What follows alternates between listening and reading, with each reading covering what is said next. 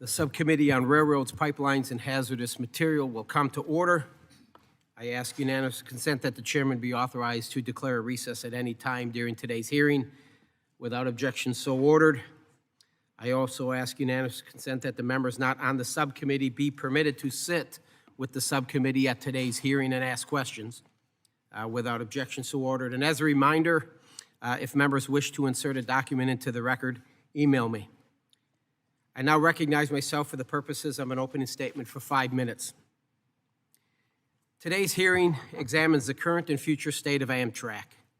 The Infrastructure Investment and Jobs Act, or IJA, gave historic funding to railroads, with a large portion of that money going to Amtrak.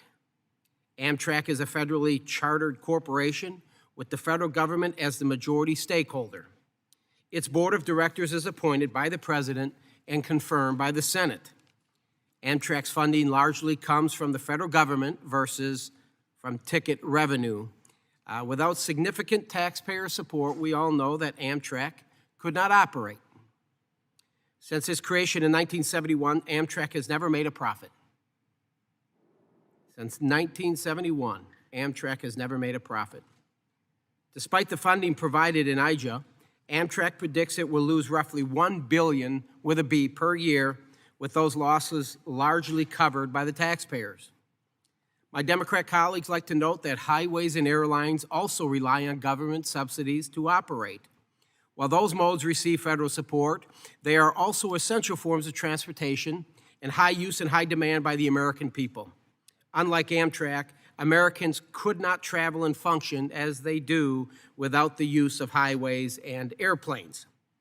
And during the COVID-19 pandemic, Amtrak ridership and revenues plummeted as commuters stayed home or chose to use other modes of transportation. Ultimately, Amtrak received billions of extra dollars in COVID relief to operate largely empty trains for several months.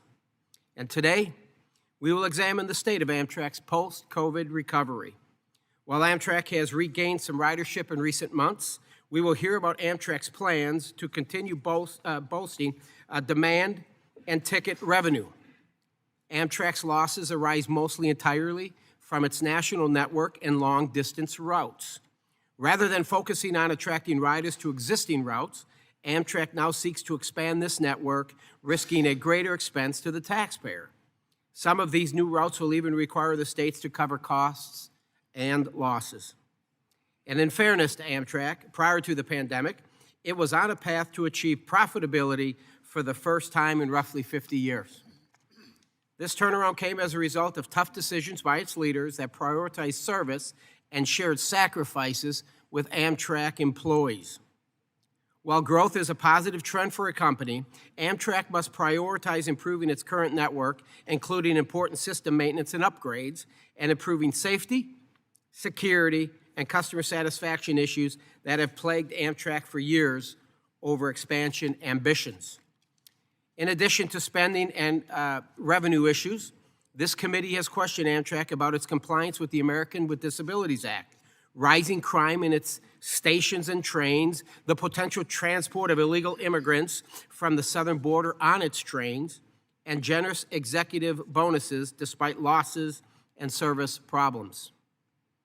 Amtrak must work to attract customers of revenue and operate as a reasonable steward of the taxpayers' dollars.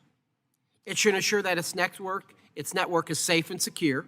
Further, it is necessary for Amtrak to strengthen its relationship with the states, including through the development of a transparent and fair cost allocation policy for state-supported Amtrak routes.